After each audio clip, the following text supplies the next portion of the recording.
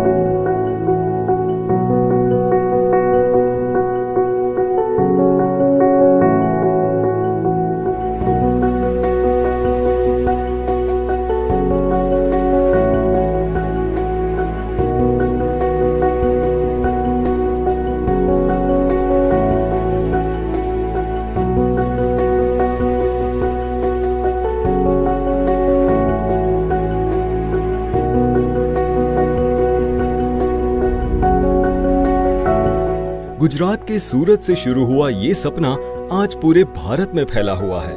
We-soul inverters Jammu Kashmir की छतों से लेकर केरला के खेतों तक भारत के हर कोने में रोशनी फैला रहा है।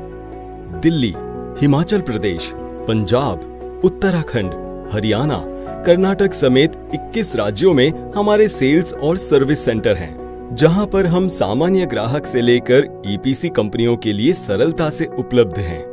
24/7 आपकी सेवा में उपलब्ध हैं।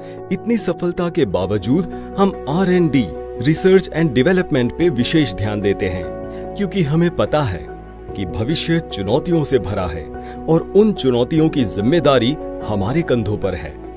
जब हमारा देश सभी क्षेत्रों में आगे बढ़ रहा है, तब ये बहुत जरूरी है कि ऊर्जा के क्षेत्र में कोई कमी न रह जाए, क्योंकि आने वाले समय में वही देश आगे बढ़ पाएंगे जो स्वावलंबी बन पाएंगे, जिनकी रोशनी उनकी खुद की होगी।